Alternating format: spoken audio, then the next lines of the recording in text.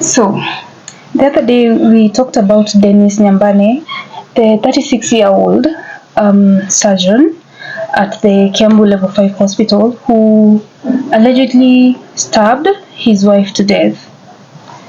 His wife was called Mary Mwende Mutie. Now, this unfortunate incident led to her succumbing to the wounds.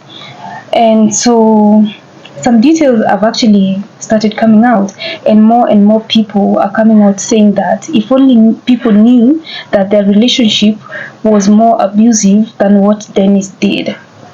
So I'm going to clip a video for you to see. It has emerged that the Kiambu hospital-based general surgeon may have been a victim of violence from his wife. And more people, including his workmates, are coming out to say that Mary wasn't who people may have thought to be now that she's dead as a victim. May her soul rest in peace for starters, and my condolences to the family and friends, and also to Denis. And they had one child, and I want you to note that as we speak, the family of Mary is allegedly demanding custody of that child. Yeah. Now let's fast forward a little. So Dennis, it is said that allegedly, and especially the neighbors, are saying that Dennis was in constant abuse with Mary, both physically, emotionally, and financially. She wasn't the kind of wife or the victim that you would think like people are trying to like portray her to be. So at one point, it is said that I think there's a picture circulating online, and I may not have the ability to like post it up here because of censorship. But the thing is, one time he was hit by a hammer by Mary on the head. Yeah, you had me right. So constantly they had, but the way I see this case is eventually, Dennis was a very calm person indeed. Going to work, coming back home to an abusive wife, and maybe one thing led to another, and that's the after all these things accumulating in his head, after he had had enough of this,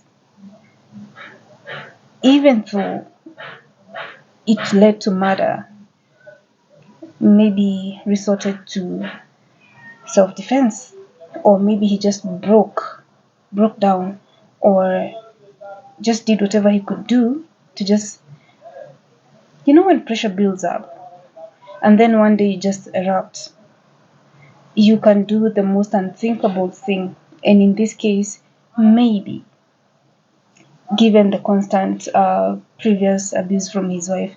Now, it is said that after he stabbed her, she didn't die immediately. Rather, she walked outside, or maybe was trying to like run and ask for help. And that is where she succumbed to those wounds of stabbing. Now, I want you to be the judge of this case. And of course, we haven't heard the side of Denis' story. And in Kenya, and this is just the information that's available online, yes, we do have, I think, a law on self-defense.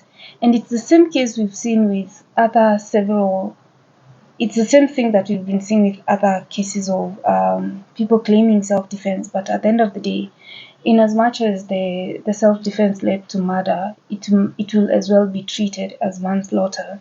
However, there is Dennis is supposed to go for mental assessment as soon as possible. We shall have more information about that. So do let me know, and let's voice out domestic violence against men and women. No one, no one whatsoever, no one is safe, and no one deserves to be in a situation where they are in a relationship that has battering in it. Domestic violence should not be allowed. For Nyambane Speaks TV.